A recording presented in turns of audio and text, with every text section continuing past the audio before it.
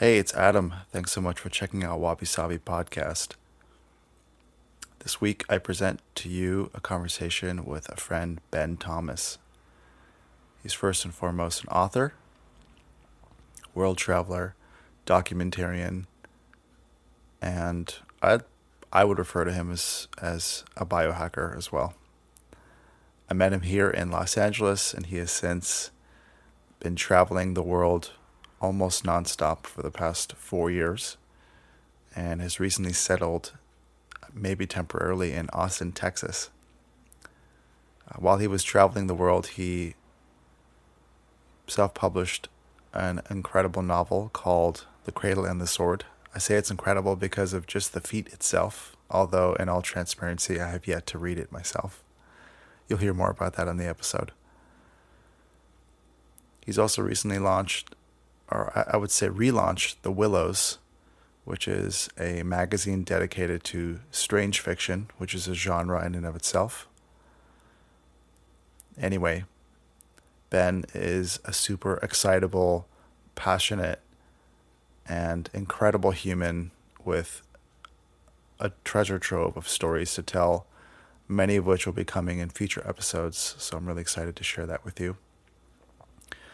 While you're at it, if you're interested, please subscribe to the show and leave a review, as that really helps our relationship with algorithms and the overlords who look over the algorithms.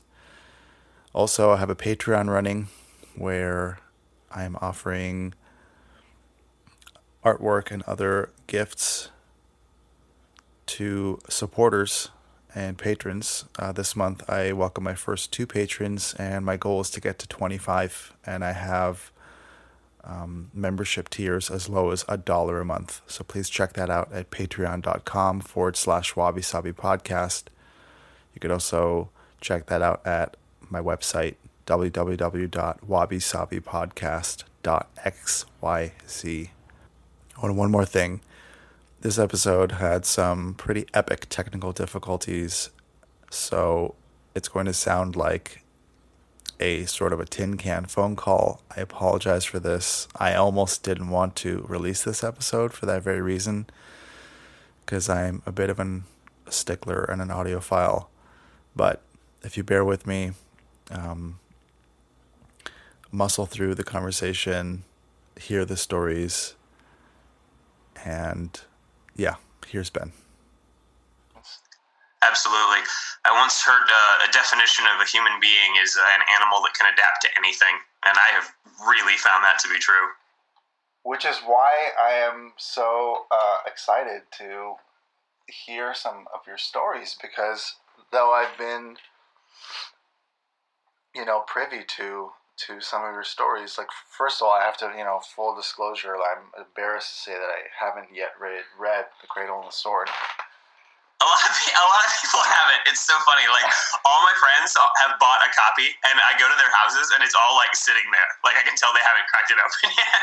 And I said to my sister, I was like, why is everybody buying this book if nobody's going to read it? She's like, Ben, it's about the thought. And I'm like, okay, I get it, but it's also kind of like not about the thought because I wrote the book. So but that's like the travails of being writing a 200,000 word book about ancient Mesopotamia. Is it's going to sit on a lot of people's shelves, right. So it is what it is. Unless you like, unless you sell the rights to your book, turn it into the next Game of Thrones, and then everybody. There's hope springs eternal. I would, if anybody wants to talk to me about it, I'm always open to it. But I'm happy to have written it. It was something that was a project that was on my heart for a long time.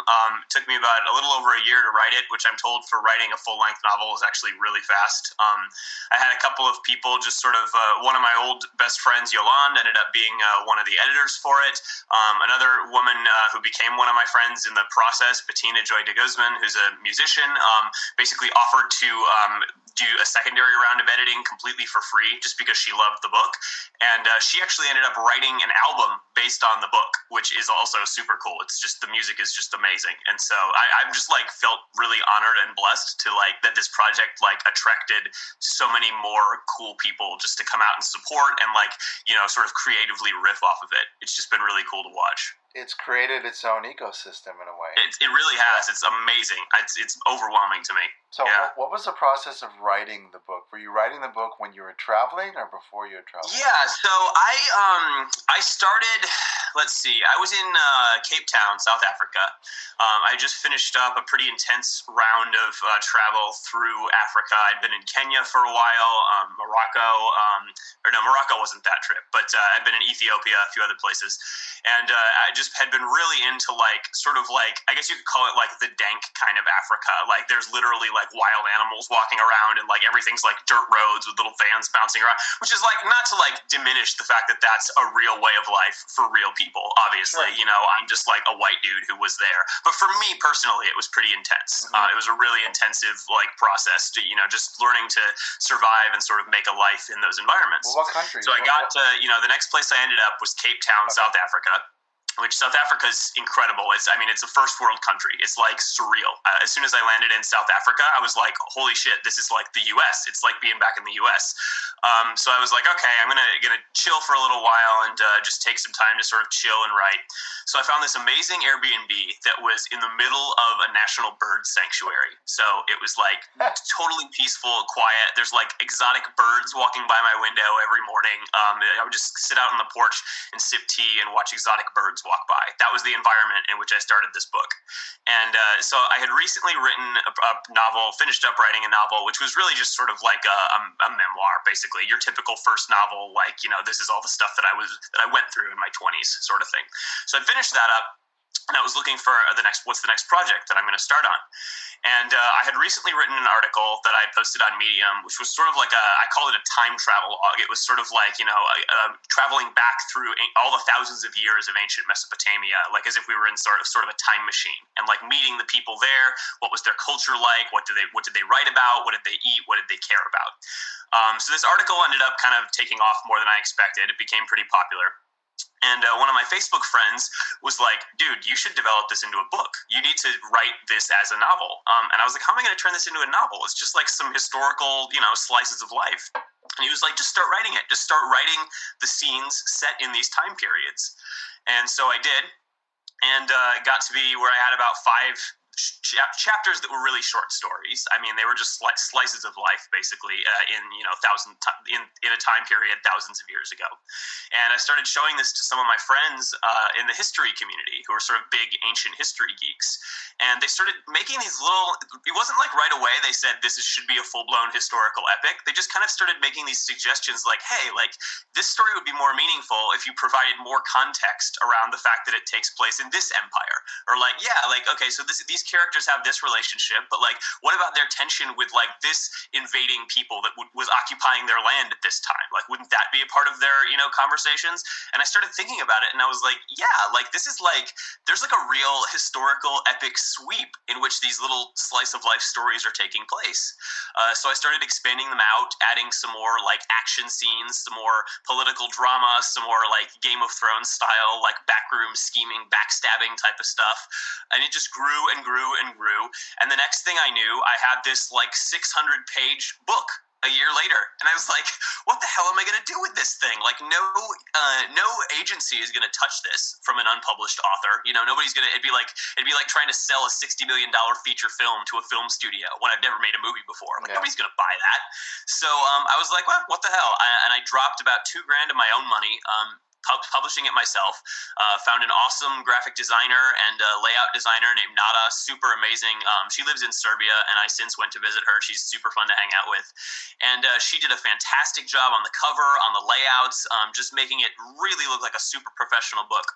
And the whole time I was just thinking, if this is not going to be something that's published through a professional publishing house, I'm going to be the professional publishing house. I'm going to hold this book to the standard, the quality standards that I would expect it to be held to at a professional publishing house. And that's what I did, from the quality of the paper to the proofreading to the quality of the print to the cover design, everything. I was like, this is going to be a fully professional book that I would expect to see on a shelf in Barnes & Noble. And that's what we did. It took us 6 months to get it there. A lot of frantic, a lot of overnights. And then it got released and it got published. And at the beginning, it was kind of crickets. Like, not a whole lot of. I don't think people quite knew what to do with this book. Like, who is this guy? Where did this thing come from? But support has slowly been building. We recently took second place. The book recently took second place in a contest on Twitter that I just worked my ass off rallying support from my fans, just trying to get everybody to come out and vote for this thing. It just took second place in the contest, and I ended up getting a lot of free promo out of that. I've had some other friends who run blogs and websites and stuff sort of offering to review it for free, which is getting us some publicity. So it's really just grassroots, honestly. Just trying to get the word out. I have this standing offer. Anybody who wants to read it but doesn't want to buy it, I'll send them a free digital copy. I really am passionate about this book. It's my baby, and I just want anybody who is remotely interested in reading it to read it. And so that's where we're at with it right now. So what about... Wow, I have like 47 questions right now. What audio version is that? I mean, since you've already self-published the book, you're going to do an audio version? I am totally open to it. I am super nitpicky about audio, as I am about everything else that I do creatively. I have worked with actually when I got the promotional video made for the Willows magazine Kickstarter, which is another project we can talk about if you want.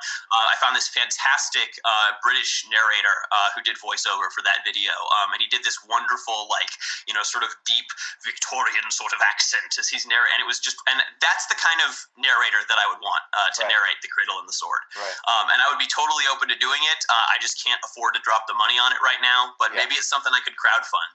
An audiobook of it is something I would love to see. I have an idea. If you want to hear it. While I totally appreciate the specific color scheme that comes with that kind of intense British narration, what if you've had, now this is kind of like a total rant, and sounds ridiculous now to even suggest it, but if you would have like different fans narrate different parts of the book, assuming there are different characters and obviously different personas.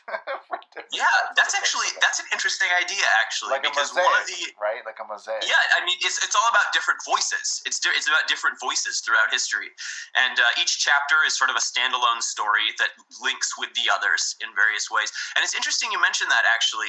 Bettina, the woman who recorded the album based on the book, she said one of the things that attracted her to the book so much is that it's so inclusive. We have, and I didn't set out to be like, I'm going to write an inclusive book, but a lot of the protagonists are women. They're smart, intelligent, strong women.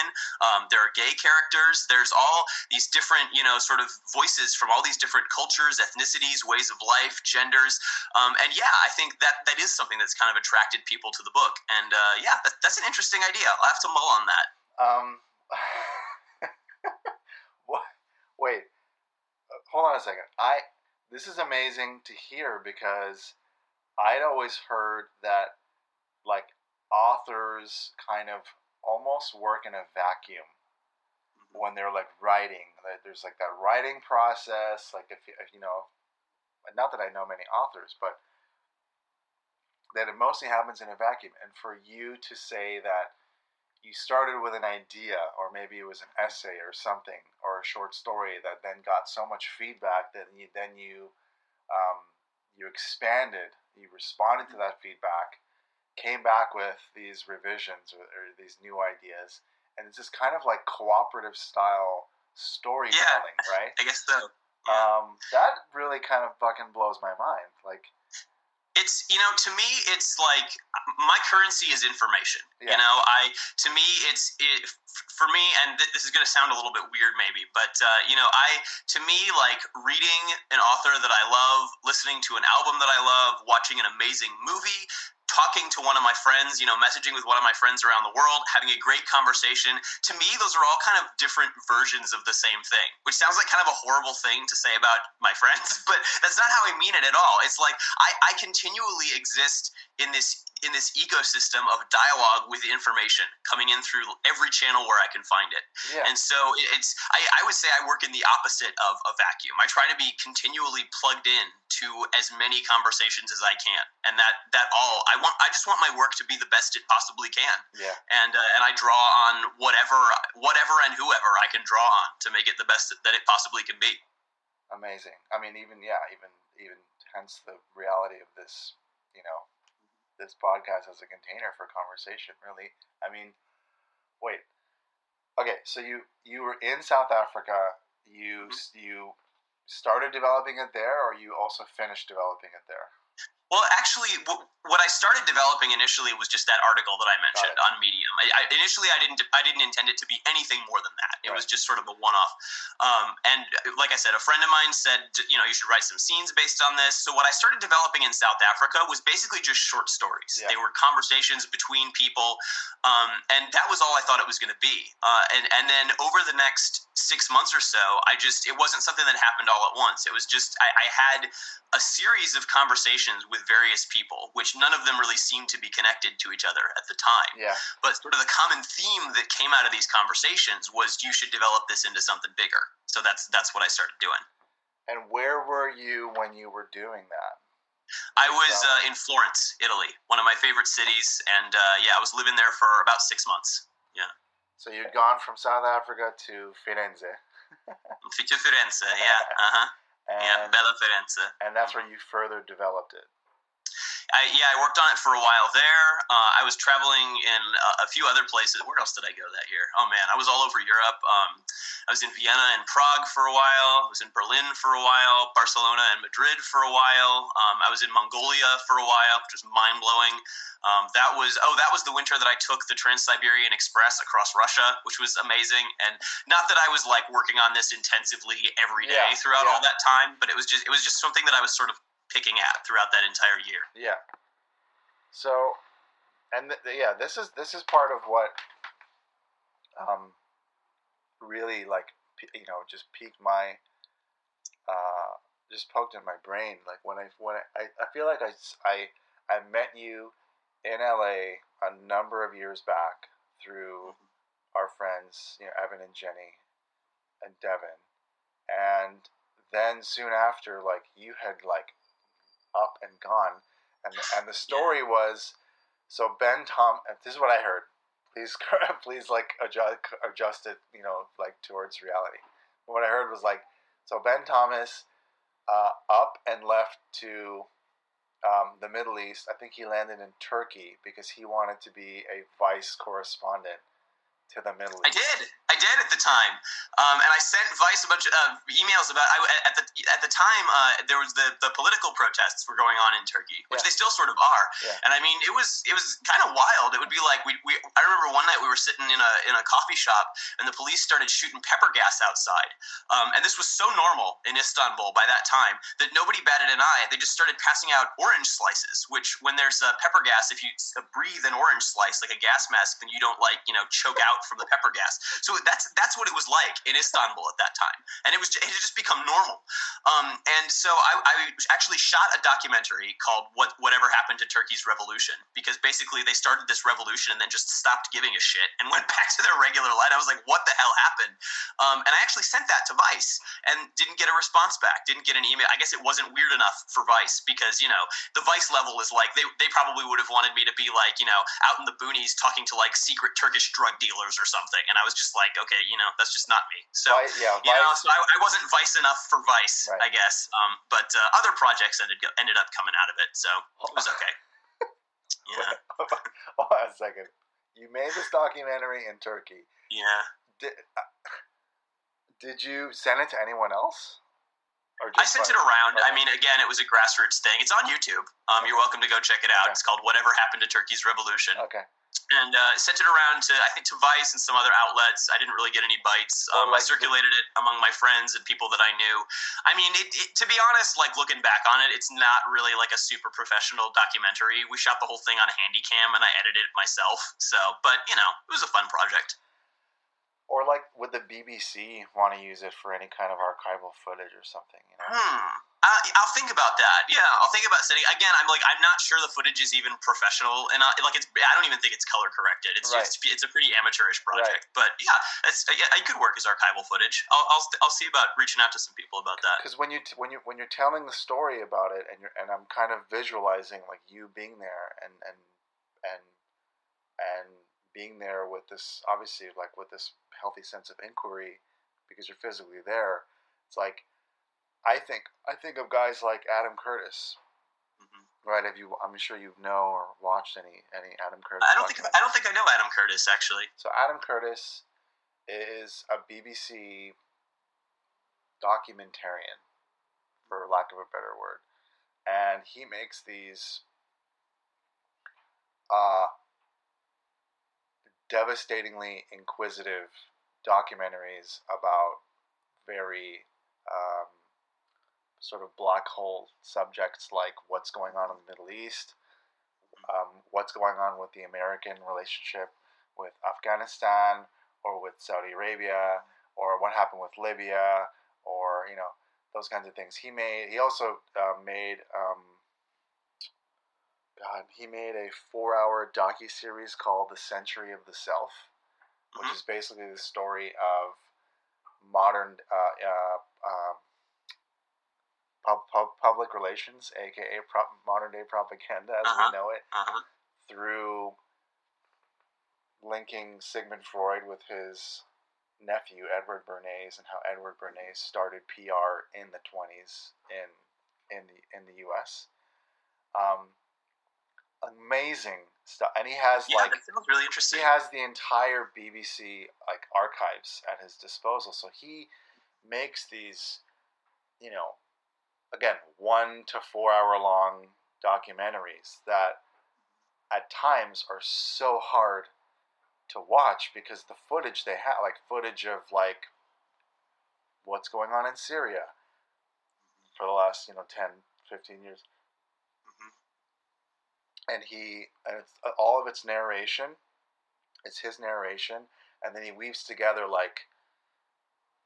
incredible ambient, thought-provoking music like Massive Attack and Boards of Canada and stuff like that. You should definitely check some out. Yeah, that sounds. It's called The Century of the Self. The Century of the Self is the 4-hour BBC docuseries. Which is also followed by All Watched Over by Machines of Loving Grace, basically talking about the birth of neoliberalism through technology, and then there's all the regional specific ones like Saudi Arabia and Afghanistan. All these, even the names now slip my tongue. Okay, and his name is Adam Curtis. Adam Curtis. Okay, yeah, I'll check it out. He made the last thing I'll say about him is that he made a fucking opus called Hypernormalization that he released for the 2016 election, which is basically how we fucked ourselves completely through technology and media to create a Donald Trump, and then also create the sort of 21st century rise of nationalism, thanks to whatever guys like Putin and all these other things. Anyway. Oh yeah, that's actually super scary. I mean, not to dive too deep. Yeah, not to dive too deep into that, but it's really interesting. I was at this art museum in Prague. It was talking about the Art Nouveau movement around the turn of the 20th century, and there was this plaque at the. It was just talking about how there was a lot of tension in the world. It was the ramp up to World War I. People were getting super concerned about the rise of fascism and nationalism, and why are we reverting to these really sort of angry values. And there was this plaque in this art museum, and it said, I don't remember the exact wording, but it said, artists and intellectuals were so troubled by this return to savagery that they retreated into their own private world of beauty and intellectualism. And I was like, holy shit, that's us right now. That is the split that's happening in our culture. So I think that tension and that period of history is something that, as artists, as intellectuals, we should be returning to and studying and trying to figure out how we can prevent it from happening again. Absolutely. It's interesting to hear you say that, because today it's that's us and we're doing the same thing. It's just fractalized because of the use of technology and how now fucking 2 billion people are 2 billion people are using Facebook, just Facebook alone. So what that means, maybe 3 billion people are on the web in some form. You've been around the world for how many years? I was, It was kind of off and on. So I first went to Turkey. That was the first place I was. I was in Turkey for almost a year and a half. Originally, the plan was to go to Istanbul and then keep heading east. I wanted to go to. I actually went to Armenia and Georgia. Next plan was to go to Azerbaijan and see if I could get into Iran. I ended up not being able to get into Azerbaijan and Iran. I applied for a tourist visa, but they turned me down. So that plan kind of went defunct. But then around that same time, I happened to meet a woman and fell in love, Turkish woman, and went back to Istanbul to be with her, and spent about a year in that relationship. And then when that ended, I was like, okay, let's go back to the traveling thing. Where do I want to go next? And so that was in 2015. And so from 2015 through, I guess, October of last year, October of 2018, I was traveling pretty much nonstop throughout Africa, Asia, Europe. It was like anywhere from a week to a month in any given place. And then I would get bored and I'd move on. Just supporting myself through freelance writing. I run a digital content agency. And so, yeah, I guess that was about 3 years, almost 4 years. I was traveling, Airbnb in it pretty much nonstop. What can you say about the cultures and societies and like just the modern day human condition, since you experienced it firsthand through these different cultures? That's a big question. Wow. I mean, yeah, we can break it apart in like little pieces. I mean, it's not like I'm just so curious, like, because so many people today are experiencing people through the internet or through fucking biased stories or media, and it's like, and you've hung out with people in all these corners of the globe. Mm-hmm. Like, how can you even start to talk about that? Well, I'll give it a shot. So this is as cheesy as this sounds. We have a lot more in common than we have different. And that goes for people from Russia, Madagascar, even, I haven't been to Saudi Arabia, but I assume there too. Any Middle Eastern country that I've been to, we have more things in common than we have different. It's so funny. Like, there have been times that I was at these little, podunk towns in like Egypt or someplace like that, and I was like, oh my God, this is just like West Texas. Like, the values are the same. They love God. They love guns. They live in the desert, and they like to hunt. Like, this is Texas. So yeah, and that stuff like that happened to me in so many places. And if you look for the similarities, for the analogs, you'll always find them. There's nowhere on earth that you won't. People are, especially for guests, they're always looking for ways to make guests comfortable. People have as many ways of making each other comfortable and feel at home as there are places to live and ways of life, which is also really amazing. And I had an interesting conversation with my mom about this recently. My mom grew up in Ohio in the Midwest, and her attitude has always, it's adorable. Her attitude's always been like, I'm a white Protestant from Ohio, which is normal, of course, and everything else is weird. And like, that's my mom's attitude about the world. And I've encouraged her to travel recently, as she's gotten more free time and a little more money. And the first place I got her to go was Florence, and she absolutely loved it. Just fell in love with it. She was like, okay, from now on, I just only want to go to Florence. I was like, now come on, Mom, like, let's go to another place. Next place we went was South Africa. We went there with my mom and my dad, and I went to South Africa. We went on safari. And again, she absolutely loved it. She was like, I'm never going anywhere else, just Florence and South Africa. So I've been trying to encourage, I'm like, okay, next time let's go to Morocco. Let's go somewhere a little bit more different. And she's understandably nervous about it, which I get. But what I told her, I don't remember where I heard this, but this is from Alan Watts. And he said, you freak out when you're in a new situation, because it's like the first time you're a kid and you jump into a swimming pool and you don't know how to swim, and you're kicking and fighting the water and trying to just stay afloat. And what you don't realize is that if you stop fighting the water will hold you up. And this is so true all over the world, because there's a common instinct that I've noticed in a lot of people who haven't traveled that much. They go to a new place and they try to fight the culture. They try to make their own life that they remember from home in the other culture, which just doesn't work. And if you just stop kicking and fighting and lie back and relax, you find that the people will hold you up. The culture will hold you up. And it's a skill. You've got to train yourself to relax into it and let that happen. And if you do that, you can have a chill time anywhere. Wow. So it's all about the energy you put out. Yep. I mean, wise words. God, anywhere. Yeah. Even as a parent, that metaphor holds like very, very strong. I'm sure. Yeah. Jeez. Okay. So. Okay. I'm gonna save more travel and culture related questions for our next conversation. But my God, that's just so much there that I'm so excited to get into. So, you released The Cradle and Sword how long ago? That was November of 2017. 2017. Been out for almost 2 years now. And how many copies did you self-publish? It's actually a print-on-demand service, so they print in batches when the order level hits a certain number. And to be honest, I haven't been super keeping track of how many we've sold. I think it's like a few hundred so far, but it's on Amazon. Anybody who orders a copy, you'll get one pretty fast. So. And tell me about The Willows.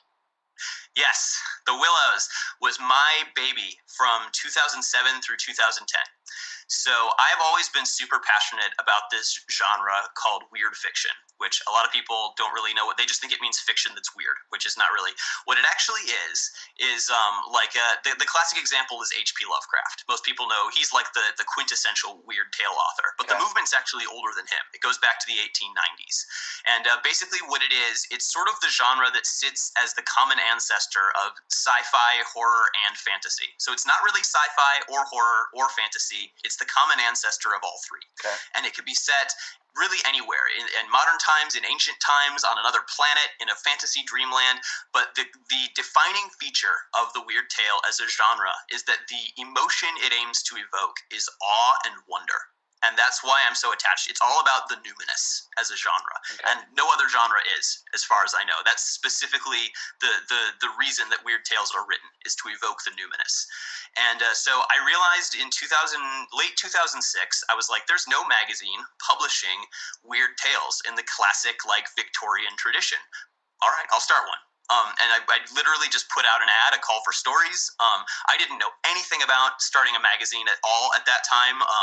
My girlfriend at the time knew some stuff about graphic design. I taught myself InDesign and Illustrator, and we just worked together and built this Victorian aesthetic for this magazine.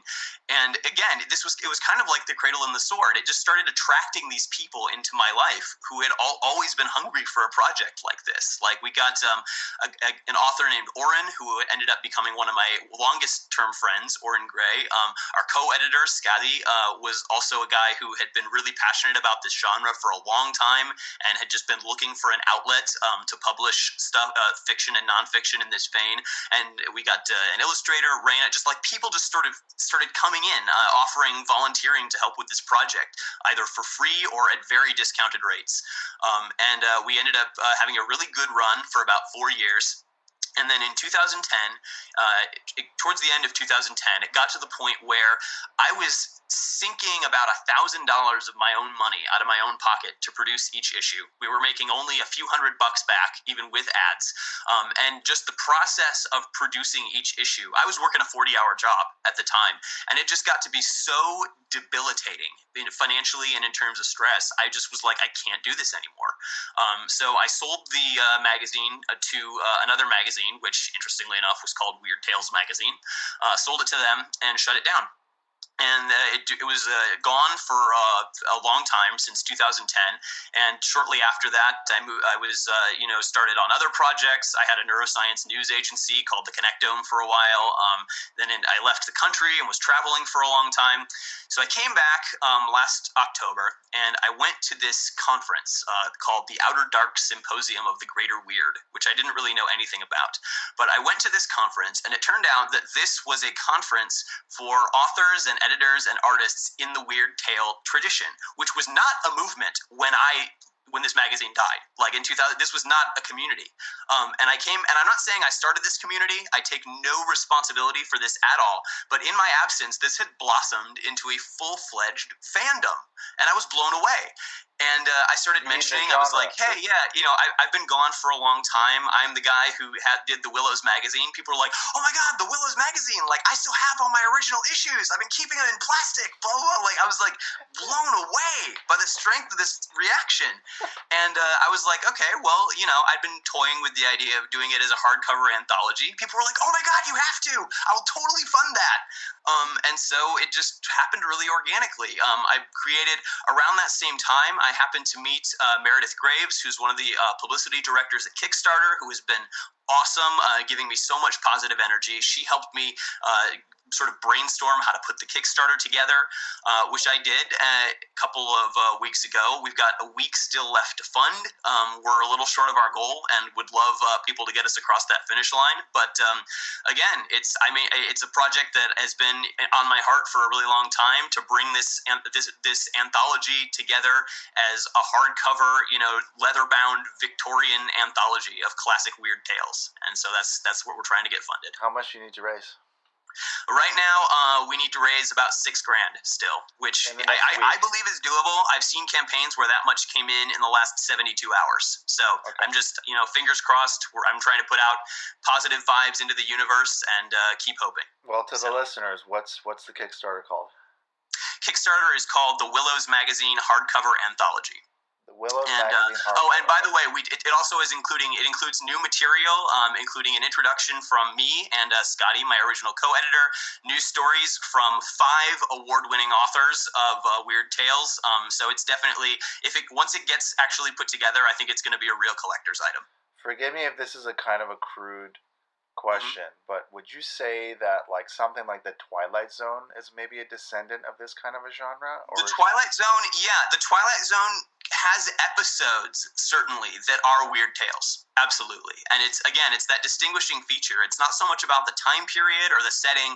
It's about, does the climax of the story leave you with this worshipful sense of awe, like that you have encountered something unknown that you can't contextualize. If it does, then it's a weird tale. Are there any other pop culture references that people can be inspired by? There's some episodes of The Outer Limits. Well, that old TV show qualify as weird tales.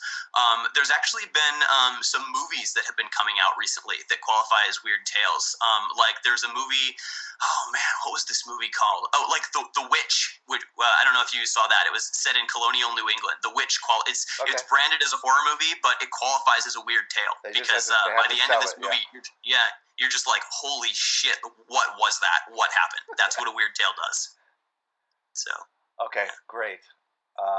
And send me that link so I'll put it in the description of this episode. Yeah.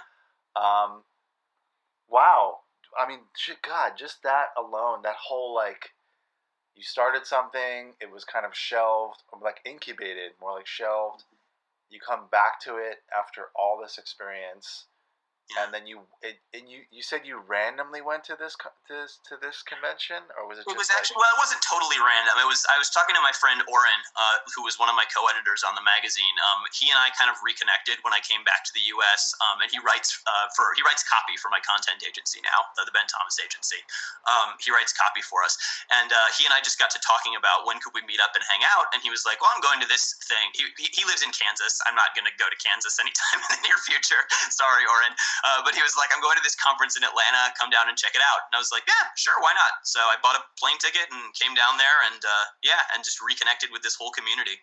Amazing. There's something so like serendipitous. It really is. There's a thread of serendipity and wonder. And on the one hand, like, we live in this society that's steeped in just like undefinable levels of consumption, and yet with what, like, the through line with like what you're telling me is like there is an element of creation and serendipity and kind of that curiosity. There's like whatever the intersection of creativity and kind of and curiosity and like things happening. it's even kind of hard to put into words. Yeah, there's kind of two intertwined concepts about that I really like.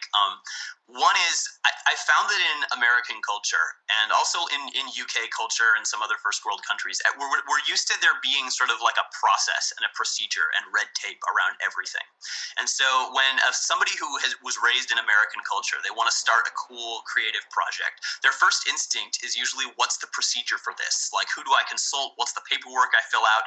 Other cultures around the world just do not have that concept. Like, if you're hanging out with people in, I don't know, Kenya, for example, and you're like, hey, let's start a magazine, their reaction is like, okay, I'm going to go buy some paper. We'll print it today. Yeah. Like, we're just going to do it. Yeah. And like, they don't ask how. They just, and it's probably going to be silly and there's going to be loads of mistakes, but like, they just don't care. They're just like, hey, yeah, you want to make this thing? Let's make it.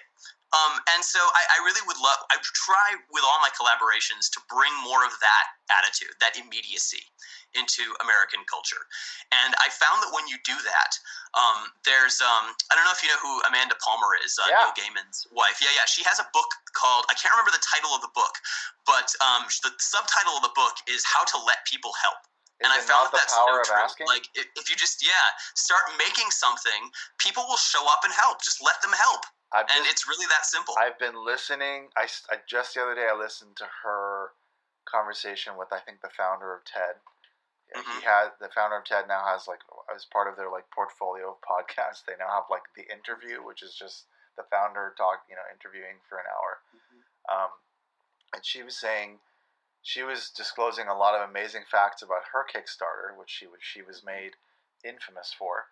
How much literally how much shit she got flung at her for that Kickstarter was like sexist as fuck. Yeah.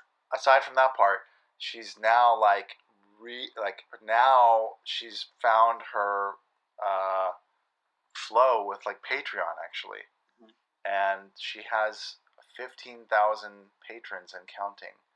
Wow. Giving her basically, from what I understand, like $60K a month to just do what she's doing. Go Amanda! Wow. Go Amanda. Yeah. Yeah. I think it's The Power of Asking. Something like that. It was like the really book that was. I mean, that's super inspiring. Which is also inspired. I mean, this podcast to begin with, and my stuff with tea, which I want to talk to you about because I know I poured you tea like a year ago. Yeah.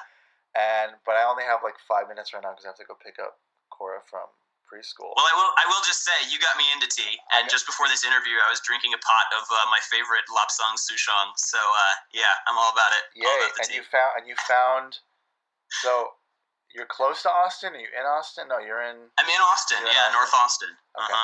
I kind of, this is kind of another story, but basically after I ended up here because I came to basically to be in a relationship with an old friend of mine. Relationship ended up not working out, but I was here in Austin, and I was like, my whole life I've been putting off so much stuff that I always wanted to do, building my own kind of world, home around myself for like the day I own a house.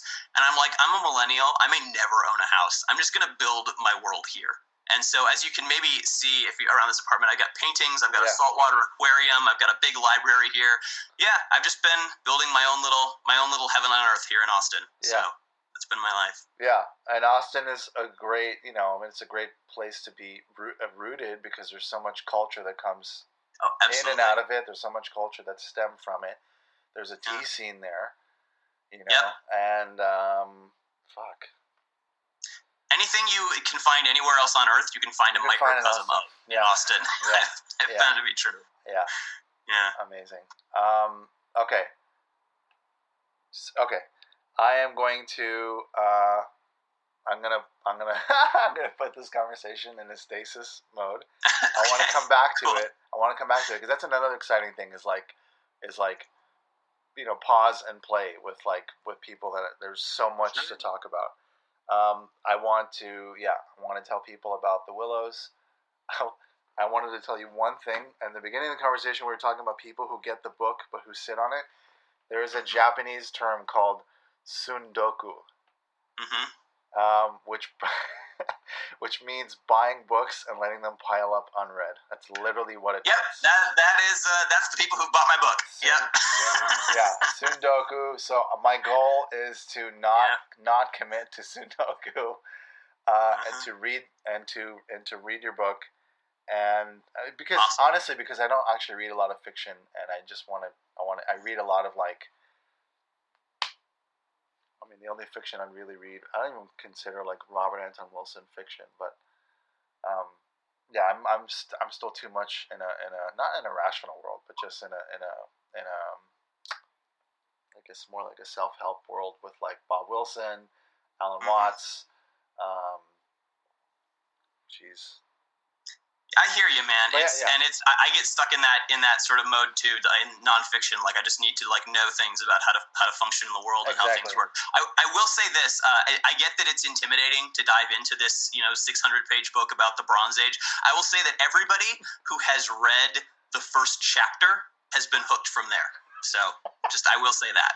So you know what I really want to do, and may this be a seed for an idea. I love reading out loud.